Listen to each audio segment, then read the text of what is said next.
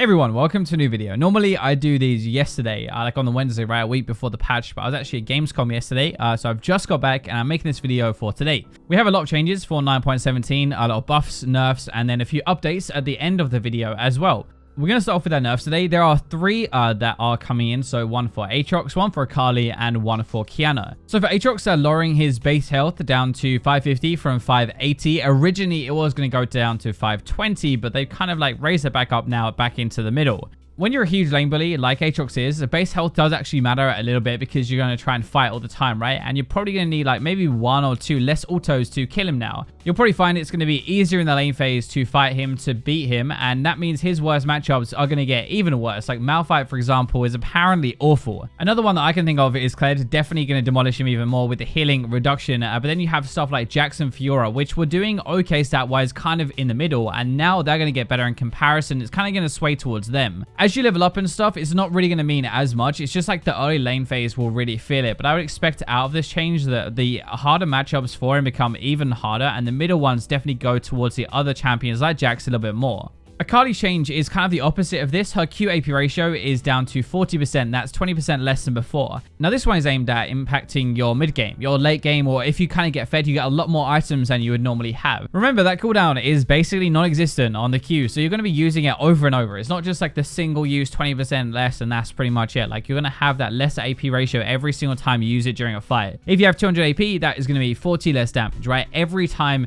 you use it, as we said, throughout that fight. So it does definitely add up when you're trying to poke people down in that shroud. That's really where I can see it being most, where you're running around, you're kind of like using it to get people lower and then kind of going in for the kill afterwards. That's the phase that it's really targeting. It probably won't impact your ultimate one shot or anything like that because honestly it's overkill anyway, right? Like you duck through, you execute, and you're not going to need that extra like 20-40 damage. It's the damage over time that it's going after, but Akali is really strong at the moment and it kind of takes her away from like just being able to farm everybody to just being able to kill that one person when you dive in. Qiyana is actually the opposite again of Akali. Her E is a dash, so it's a one-shot combo they're going after this time, not the damage over time. Her E damage is down 20. That's going to be 50 to 190 now, down 20 at every single rank. And her ultimate cooldown is a flat 120 seconds from 120 down to 80. It might be more for pro play as well because it is a disgusting champion at the moment with her ultimate setup if you can get that stun against the wall. When you dive in, you're going to be doing a bit less damage, but you can't do that as often anymore either, so it's kind of like a double whammy. 80 seconds to 120 at like rank 3 is a really big jump, honestly, and it really should limit how many picks you can get. Like in a single team fight, if you're having big fights, it's fine. If you're going to try and find people before those fights though and then go into another one, that's really where you're going to feel this cooldown nerf. At the moment, her win rate is really good early, like most assassins, but then dips a little bit if she's not ahead at least, and then back up afterwards. So this will target that backup part basically, like as you get throughout a bit later into the game, like 3-4 items, something like that. That is when Qiyana is going to really feel the cooldown. Let's move into some of our buffs. So the first one we're going to look at is to our new updated Pantheon. The tap version of your Q, so not the charged one, that also crits now below 25% health. His E monster damage reduction has also been removed. That was reduced by 15% before. The all-in and the dive-in from you when you're trying to actually like finish somebody off, that'll be better now that your Q tap crits as well. Like you don't really want to charge that if you're in somebody's face. In the middle of a team fight, like or in the middle of a duel or whatever, you don't really want to hold it down. Like sometimes you do, sure, but like most of the time you just want that crit. Pantheon can actually be really good right now. He's an early game monster, still like before the update really, but if you go a bit more tanky and bruisery, like some health and stuff, and not just lethality, he's actually a beast. He does really struggle versus tankier champions though, and this is not going to help that at all. He just can't kill them when they stack some armor. Your jungling is still pretty terrible though. I mean, it's okay, you can do it if you want to, but top lane is almost up to a 50% win rate after the update, and jungle is about 40%. That is a very big jump. Like that separation is absolutely huge. I don't think the E reduction will make too much difference to that win rate either, to be honest, but at least when you dive in, you should be able to do a bit more.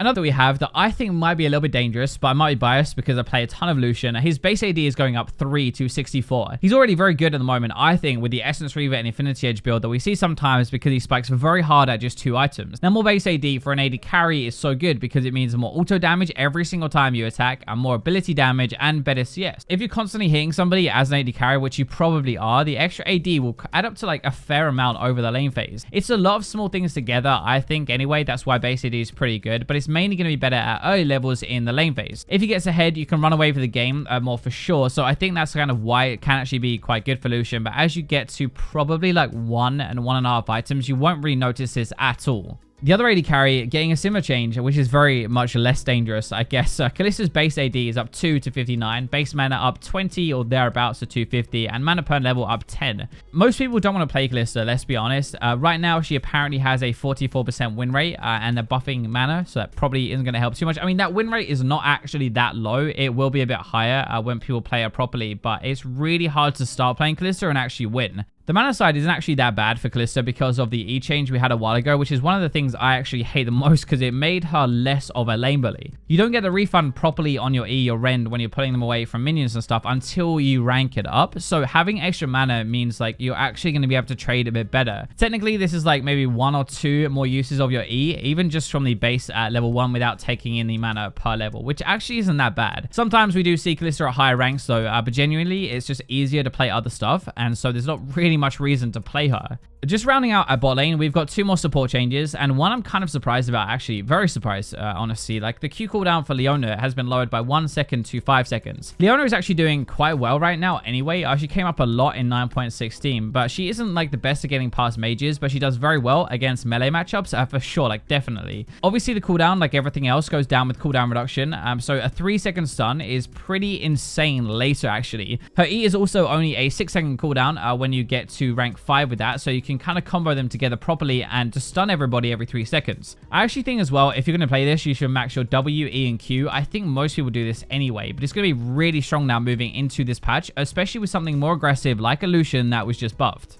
Zyra is our other support. Ultimate damage up 30, rank 3. Mana cost is a flat 100 instead of scaling up with your ranks. And the cooldown is now down 20 seconds to 110 to 90. The cooldown could actually be 10 seconds lower instead of 20, by the way. The PB says 20, the initial note says 10, so it'll be one or the other. Right now, it looks like it's 20, so that's actually pretty good. And it should mean that it's up every single fight later, but 20 seconds off rank 1 is actually pretty big for lane phase, so you can get more kills. Honestly, your ultimate is such a huge damage source for you. It buffs your plants up and puts them on steroids and stuff as well, right? And it's most of your kill pressure really. Without it, you can't really do much, but it's also your way of surviving, so you should in general just have a much stronger lane. I'm not sure about the extra 30 damage rank 3. The mana cost is going to be nice, but it's no change rank 1 when mana tends to be a bit more of an issue. So I doubt those points will mean too much more, but the cooldown will actually be pretty good, especially early. The last 2 buffs we have are to Galio and to Ryze. Now, they're supposed to be mid laners / top laners, I guess now, because they kind of kill Galio support. So his Q cooldown is going down 2 seconds rank 1. It's going to be the same rank 5 though when you finally max that out. Your W minimum damage is up to 20 to 80 now from 10 to 50, which is quite a lot, right? But the maximum is actually up to 60 to 240 from 30 to 150. So even at rank 1, you're actually doubling the minimum and the max, which I think is pretty good. But Galio has a, well, he's below a 1% play rate right now. He's literally completely trash, or considered that way anyway, and I would be surprised if this makes him come back again because his aren't major. They're actually pretty good. Like, if you did this for another champion, great, but for Galio, I'm not so sure. He was updated in 9.14, remember, and there are loads of stuff, but basically killed support Galio because you can't taunt flash anymore, and that was kind of the entire idea. They've tried really hard, like really hard, to make him more of a mage again and give him damage back, but it hasn't really worked. In theory, this is pretty cool. Like, your fully charged taunt does like 30 to 90 more damage, which is pretty big, and you can use your Q more often early to have a better lane phase.